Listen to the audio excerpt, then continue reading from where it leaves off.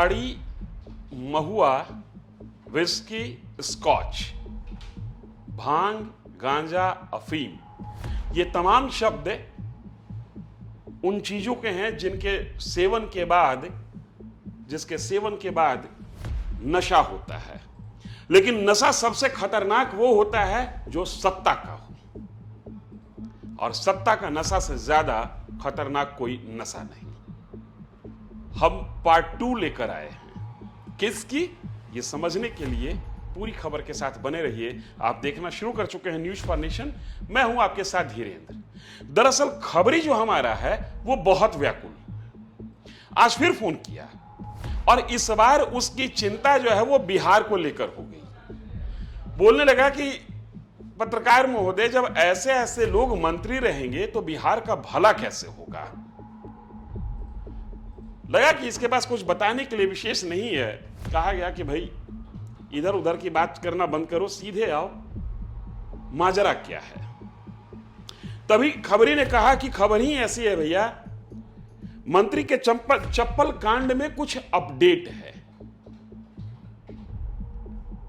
मैंने कहा बताना शुरू करो। बोला कि मंत्री जी, दरअसल जिस मंत्री जी की पिटाई चप्पल से दिल्ली के एक पॉश होटल में हुई, वो मंत्री जी चप्पल से पिटाने के पहले 4 धाम की यात्रा करके आए थे। एक बाबा हैं, उनका वास्तविक नाम कुछ भी हो, पुकारू नाम जिससे वो प्रसिद्ध हैं, वो नाम जरा अटपटा सा है, गोली बंदूक जैसा कुछ नाम रखे हुए हैं। उस बाबा के मंत्री जी भक्त हैं और खूब आशीर्वाद लेकर आए बाबा से। पुण्य कमाकर जैसे ही दिल्ली लौटे, मंत्री जी का मन कुछ हल्का हुआ, लगा कि बड़ा पुण्य कमा लिए हैं। दिल्ली में भी हुजूर का कुछ काम चलते रहता है। सोचे होंगे कि चलो दिल्ली वाला काम निपटा के प्रदेश की राजधानी लौटेंगे, क्योंकि वहां तो सरकारी काम निपटाना है, बोझ बड़ा ज्यादा है। मंत्री जी कुछ उसूलवादी हैं। वो चाहते तो दिल्ली के होटल ताज में रह सकते थे, होटल संग्रीला में रह सकते थे, अशोका में रह सकते थे। दिल्ली में जितने 5 सितारा होटल जो लुटियंस जोन में हैं, जिनको आप जानते हैं, वो उसमें ठहर सकते हैं, उनकी हैसियत ऐसी है। लेकिन मंत्री जी थोड़ा समाजवादी पृष्ठभूमि वाले हैं। ठहरे दिल्ली के आउटस्कर्ट में जो होटल है, जो वहां जाकर ठहरे, शोर शराबा से दूर थोड़ा सुकून का पल बिताना चाहते थे।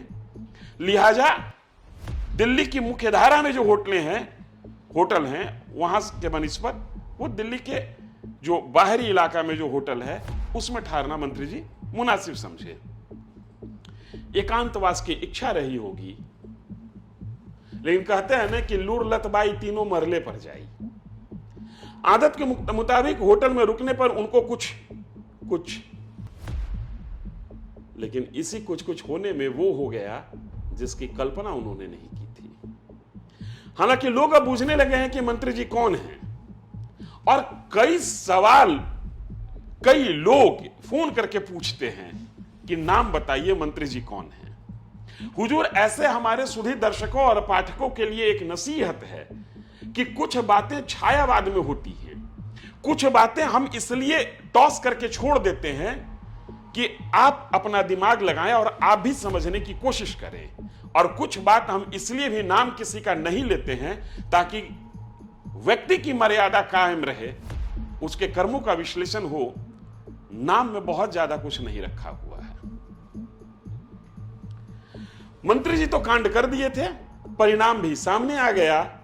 अब तो सवाल था कि अब जो कुछ भी सामने आ गया सो आ ही गया। बताया जा रहा है कि मंत्री जी की इस 4 धाम की यात्रा में उनके साथ रहे एक सिंह साहब बगल के कमरे में ठहरे थे। उनको अंदाजा नहीं था कि मंत्री जी जिस कमरे में ठहरे हुए हैं, वो वहां क्या गुल खिलाना चाहते हैं। बगल वाले सिंह साहब को इस बात का अंदाजा तब लगा जब शोर होना शुरू हुआ, जब चप्पल की आवाज आने लगी, जब लोग जुटने लगे। जैसे ही बगल वाले सिंह साहब अपने कमरा से निकले, उनको लगा कि मंत्री जी के कमरे में कुछ विशेष हो रहा है। नजारा देखे माथा पकड़ लिए, आए बाप ई का कर बैठे। मंत्री जी तो अभियुक्त हो चुके थे, पिट चुके थे, लिहाजा सिंह साहब मामला को सेटल करवाने में कोई कसर नहीं छोड़े। खबरी बताता है कि जिस रकम में मामला सेट किया गया वो रकम 5 लाख के करीब का है। हालांकि कुछ एक सोर्स इसको 25 लाख तक ले जा रहे हैं, लेकिन जिस खबरी के आधार पर हम तमाम बातों को रख रहे हैं वो कहता है कि जी नहीं, 5 लाख में मामला रफा दफा हो गया। 5 लाख में वो महिला जिसने अपने चप्पल से बिहार के मंत्री महोदय की सेकाई कर दी, स्वागत कर दी, उनके हसरतों पर चप्पल फेर दिया, वो महिला किसी तरीके से 5 लाख रुपए में मान गई।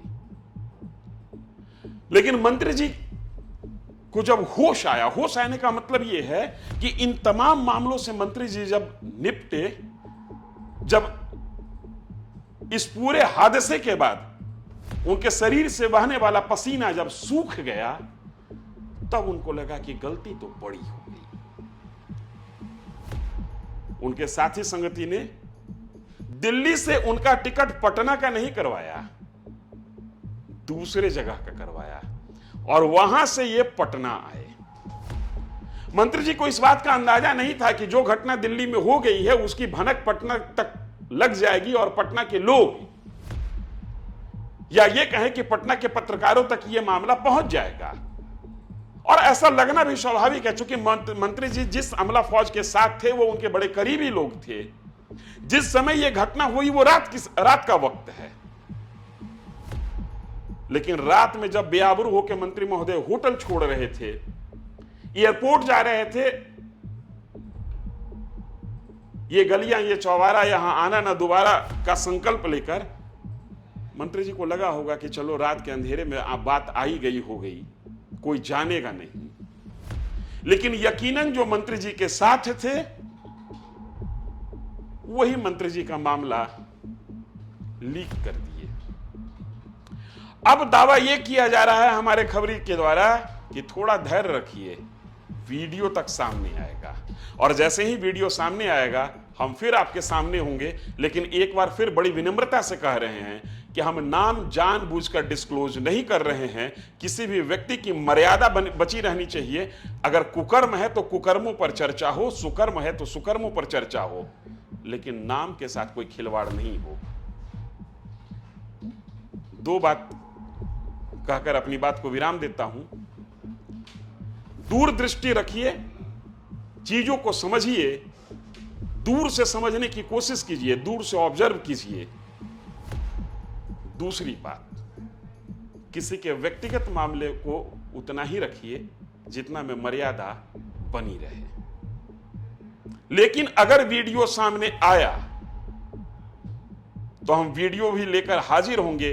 उसके पीछे की वजह यह है कि मंत्री जी घर के मंत्री नहीं हैं, मंत्री जी प्रदेश के मंत्री हैं। आप अगर बाहर कुछ करते हैं तो उसका परिणाम पूरे प्रदेश को भुगतना पड़ता है। आपके सुकर्मों का फायदा भी प्रदेश को मिलता है और आपके कुकर्मों का नुकसान भी प्रदेश को झेलना पड़ता है। तब तक के लिए धन्यवाद कह रहा हूं और फिर अपने दर्शकों को कह रहा हूं कि कुछ अपने दिमाग पर जोर डालिए, डिकोड करने की कोशिश कीजिए।